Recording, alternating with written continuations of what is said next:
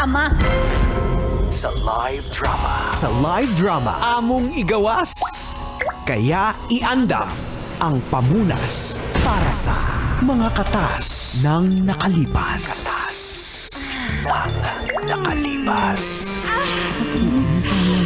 Baka mahuli ka ng asawa mo.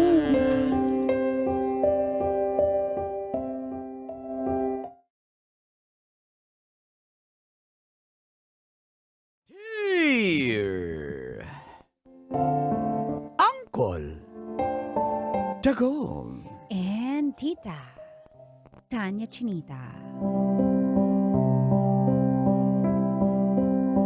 Mayong gabi po, Colin Tits. Ako po ito, si Daisy ng Valenzuela. Ako po yung DH sa Hong Kong. At part 2 ito ng kwento namin ng asawa kong si Jongjong. Na isa nga pong construction worker. Na mild stroke po siya. Kaya po napauwi at po talaga emergency ng Pinas.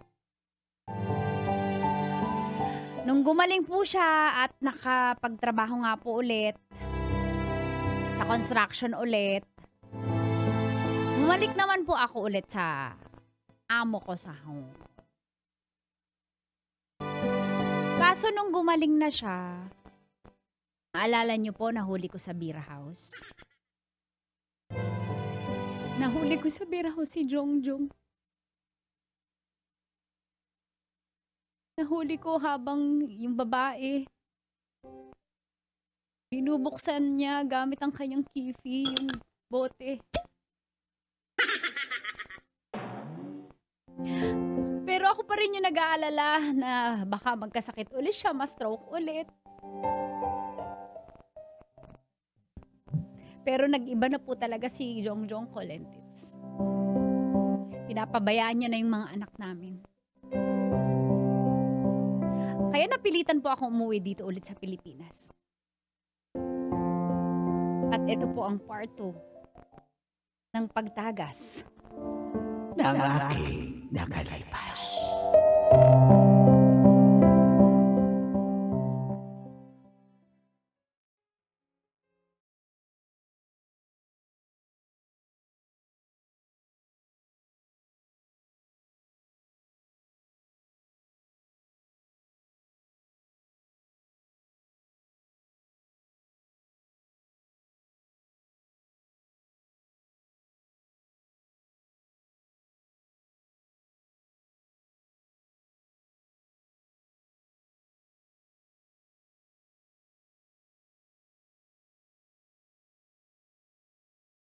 Junjun.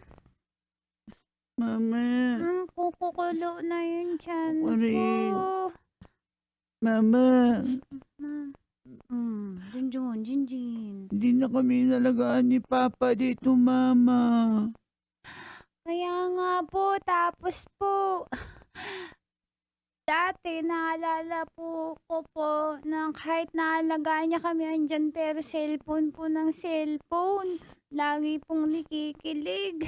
Opo, tapos lalabas na po siya ng bahay. Tapos di na siya uuwi. Iwan niya na kami dito kay Lola, di ba, Lola? Kaya nga, naawa nga ako sa mga apo ko. Alam mo naman ako, matanda na, hindi ko na kayang maalagaan yung mga batang yan. Kaya ko naman pero hindi ko na mahabol. Lola? Lola, what can you say about your younger self? Ano may pinagtatanong mo? Wala lang, naisip ko lang, ano po yung masasabi niyo sa batang ikaw? Ang masasabi ko lang, kung makakausap ko yung younger self ko,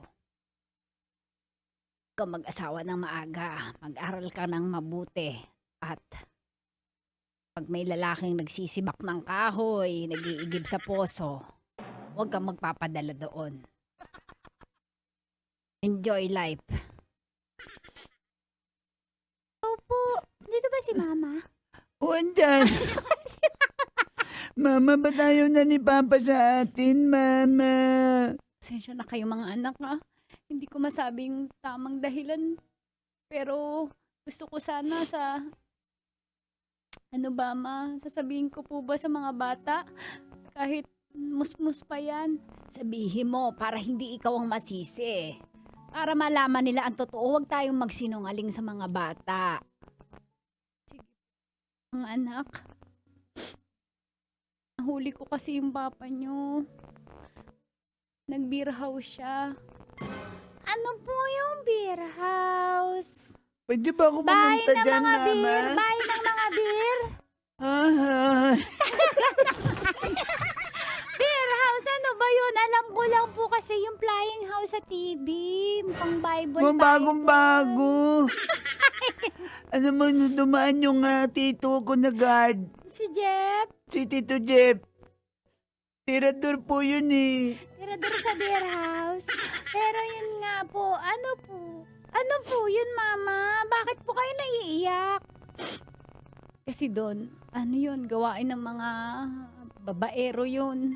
Ng mga mister, single na lalaki na pumupunta doon. Tapos may mga babae doon na sumasayaw na nakahubad. Tapos nag-iinom. Totoo ba yan, Mama? ginagas- Pwede ba akong manood? Junjun! Ayusin mo. Gusto ko lang naman mapatunayan kung Manang-mana ka totoo. sa ama mo. Manang-mana ka sa Ama ama mo mo. rin yun. Ama ko ba yun? Junjun. Mama, baka pwede mong kausapin si Papa na bumalik na siya para maayos na po tayo, Mama. Mga anak, pinabayaan na tayo ng tatay niyo eh. Subukan niyo po Di siyang ba kausapin. Teka lang. Di ba inalagaan pa natin yun nung na-stroke siya? Bakit yun ang sinukliin niya sa atin? Bakit ganyan ang mga lalaki, ang mga mister, mas gusto nila yung saya-saya sa beer house kaysa sa mga tunay na pamilya nila? Magbigay ng 3 sign na magbigay ng dahilan kung bakit na-addict sila sa beer house. Number 1, may babae nga doon. Ang pangbukas ng bote ng alak doon, yung Kefi. Yun. Gusto kong mapatunayan yan. Yun naman eh. Ano pa po? Syempre, masaya, nakakalimot sa problema. Pero napapabayaan yung pamilya kasi yung pera doon nagagastos. O saan galing yan, Junjun? Di ba nagtatagay din po sila doon? Nagtagay na lang din po ako dito, pero hindi naman po ito alak, Mama. Ano pa po meron doon? Huwag niyo nang alamin mga anak, basta mag-move on na lang tayo, ha? Mama, kausapin mo si Papa, ha? Hindi na nga yun makakausap. Basta, Mama, subukan mo. Sige.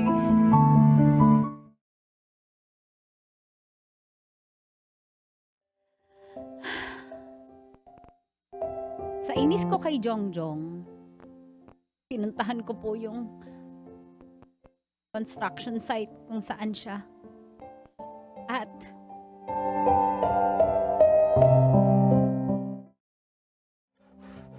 Foreman, ilabas mo si Jongjong. Sandali lang. Foreman!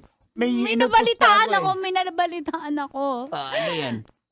Ikaw ang dahilan kung bakit natutong magbiraw si Jongjong. Hindi ko naman sila sinasama. Sila yung sumasama sa akin. Eh, sabi hindi mo na ibibigyan sweldo kung hindi hindi sila Hindi. sasama. Ang sinabi ko, doon ako magbigay ng sweldo sa Biros kasi malamig doon. Mainit kasi dito. Eh bakit naman ganun? Hindi dito. Kita mo na yung mga anak ko napabayaan na po ni Jono. Ako na hirap sa abroad. Forman! Naho-homesick ako. Ikaw, Bong, ha? May asawa ka rin. Kilala ko yung asawa mo. Nagpapakaloko ka din sa beer house. Alam naman ang asawa ko. Paano alam? Alam niya, pumapayag naman siya eh. Yan ang problema sa'yo, di ka pumayag, kaya nag-away kayo. Yung asawa ko pumayag, o di okay kami. Alam niyo ba kung anong meron sa beer house? Alam niya, minsan nga, doon din siya tumambay. Lakas kumain ng mani. Ewan ko sa'yo, Bong. Sinasabi ko lang naman. Jongjong! Ayun na si Jongjong. Sandali, dito muna kami. Mag-usap na lang kayo dyan. Bilisan nyo kasi may tinatapos pa namin yung building. Ha? Bisaya? Anong ginagawa mo dito? Jongjong. Kita mo ba nagtatrabaho ako? Pwede mo na magsalita. Ano? Hindi ako pumunta dito para sa akin. Ang mga anak mo, nakikiusap sa akin, umuwi ka. Sabi, Mama, pauwi mo si Papa. Ayaw namin mawalan kami ng Papa. Jongjong, gusto mo na ba talaga yung buhay na ganyan? Yung mawala yung pamilya mo? Para sa kaligayahan mo? Pwede ba huwag kang may skandalo dito? Hindi Nakakaya. ako nagsiskandalo. O sige, uuwi ako. Alam nila, Foreman. Kasama mo sila nagbe-beer house. Enjoy lang naman kami doon. Anong masama? Di ka ba naawa sa mga anak mo na ako nagpapakahirap sa Hong Kong? Alam mo, imbis uuwi ako pero ganyan ugali mo. Parang ayoko na lang. Ay, ako pa pala yung dapat mahiya. Oo! Jongjong, Uuwi ako. Tumahimik ka na. maawa ko sa mga Kunin ko lang yung bata. gamit ko, okay? Maghintay ka dyan. Kulit-kulit nito.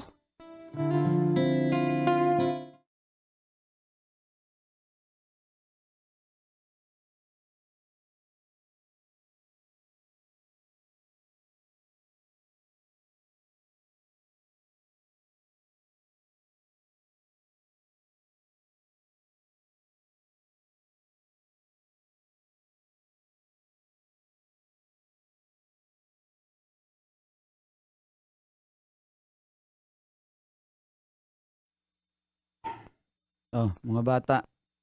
Papa, salamat po. Umuwi ka. Opo, namiss ka na po Nabalitaan po namin. namin nag-beer house ka, Papa. May sumasayaw po ng ano doon, na Huwag kayong girls. makinig sa mga ganyang usapang pang matanda. Okay? Sige po, pero Papa, Papa. aalis ka pa po ulit. Depende kung walang toyo yung nanay nyo. Sige na, matulog na kayo. Pero hindi mo ba Papa. kami mahal? Opo, Papa. Siyempre, mahal ko kayong mga anak ko kayo eh. Sige na, tulog na kayo. Papa, marami pa akong tanong. Mag-uusap kami ng mama mo. Sige po.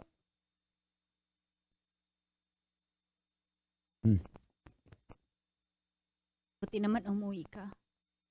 Yung maawa ka sa mga anak Siyempre, mo. uwi ako eh. Iniskortan mo ba naman ako? Lupig pa ni mo yung ano. Parang Jongjong, highway patrol naka-escort. baka pwedeng ayusin pa natin to. Mga bata para sa pamilya natin. Hindi ka ba nanghihinayang sa nabuo Wala naman natin? tayong problema. Ang problema, ikaw uuwi ka masyado eh. Para makikipag-inuman lang ako kay na foreman sa buong linggo. Ang init-init sa konstruksyon, magpapalamig lang sa beer house. Masama ba yun? Jongjong, Chat-chat lang oh. 3 beses isang linggo kayo mag-beer house. Yung Hindi. dating inuuwi mong 3,500, 4,500, 2,000 na lang.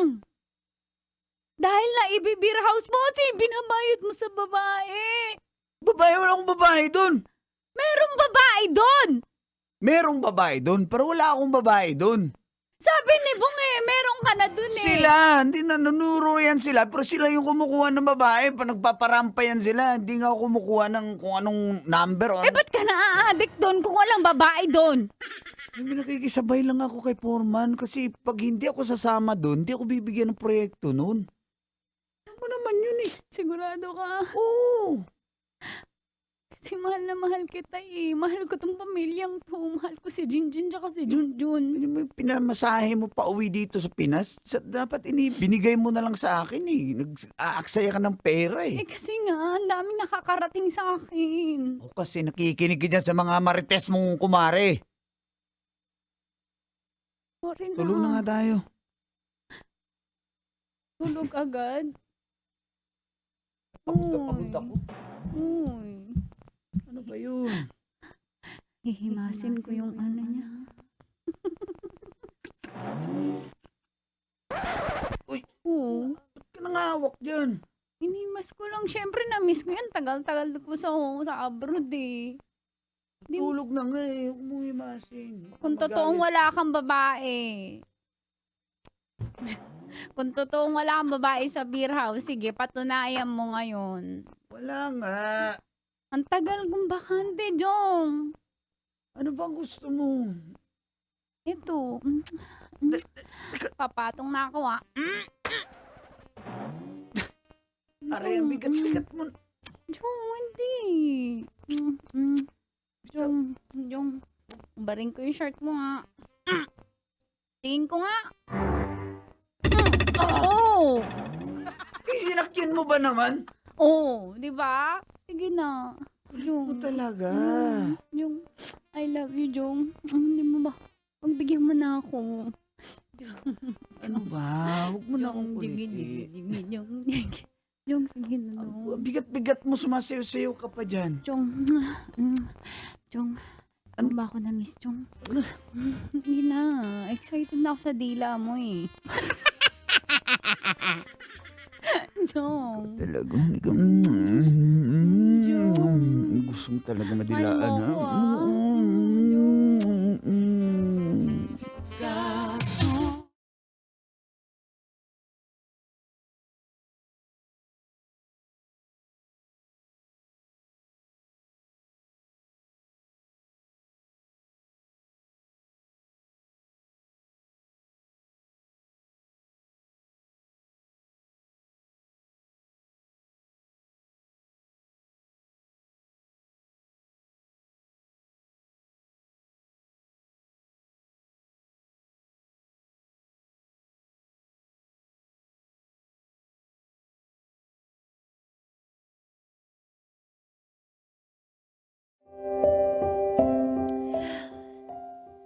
kahit ganoon po ay anro po ko pa rin kay Jongjong kasi syempre pag nanay ka, gusto mo mabuo kayong pamilya. Kaya sinusubukan ko po talaga kahit alam ko nagsisinungaling si Jongjong. Isang beses, hindi na naman po umuwi.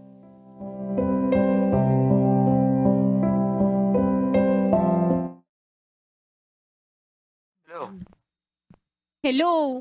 Asan ka? Kulit mo. Sabi, nasa magulang ko, bakit? Nasa magulang mo, tinawagan ko yung mama mo. Wala ka naman doon. Di pa ako nakarating. Papunta ako doon. Jongjong, umuwi ka. Jongjong, Ayoko na nga.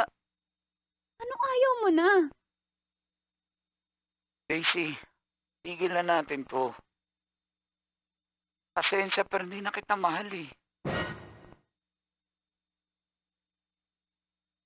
Ano, kakaayos lang natin, Jongjong, ng pamilya natin. Anong hindi mahal? Ano sinasabi mo, Jong? Hindi mo ba ako narinig? Hindi na nga kita mahal. Huwag mo na akong piliting bumalik dyan sa bahay.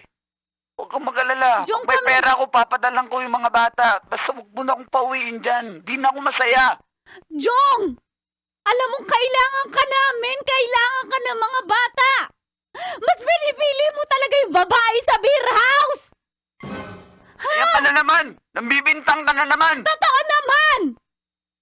Jong! Jong, parang awa Kaya mo dapat na putulin na lang talaga natin to kasi nambibintang ka. Jong, parang awa mo na. Mahal ka ng mga bata. Jong, mahal na mahal kita. Jong, sana wag mong pagsisihan yung ginawa mo na pinili mo yung biraw si mo. Yung limbo para sa amin. Jong, Di ka na lang bumalik sa abroad. Ha? alam mo ba yung sinasabi mo? Oo, bumalik ka na lang. Jong! Jong, parang... Sige na, bye. Jong!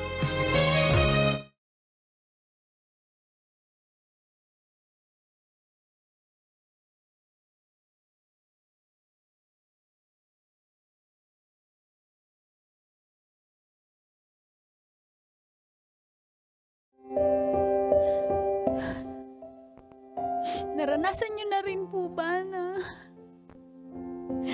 yung asawa niyo po na adik sa beer house? Tapos, mas pinili niya yun. Ganun po ginawa ni Jongjong sa aming mag-anak. Kaya po, kahit mahirap, bumalik po ako ng Hong Kong. Pero pagdating ko doon,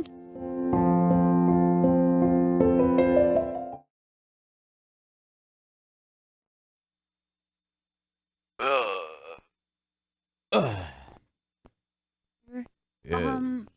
Well, I'm glad we came back here in Hong Kong, but my work here is done, so I'm going back to my family were going back to Norway.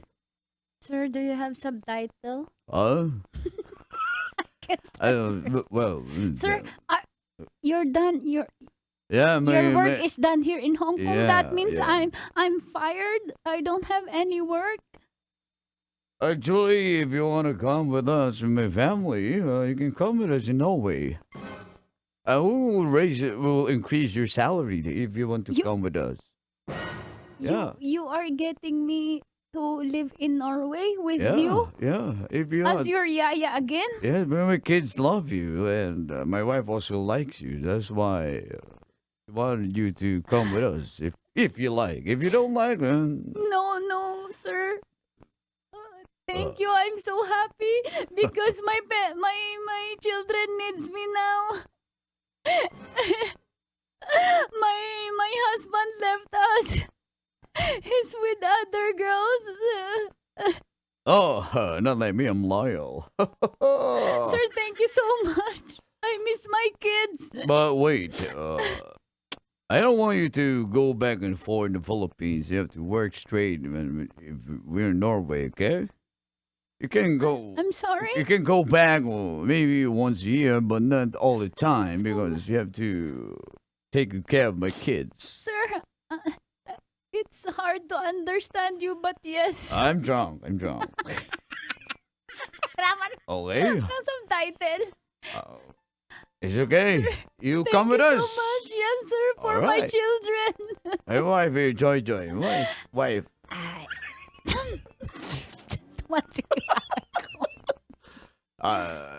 She's also a Filipina. That's why. Sumama ka na. Kami na bahala sa visa mo.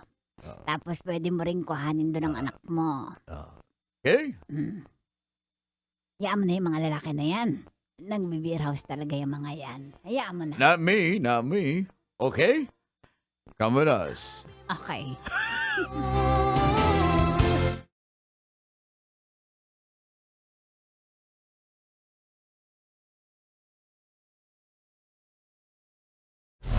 Metro's #1 Love Radio. Basic!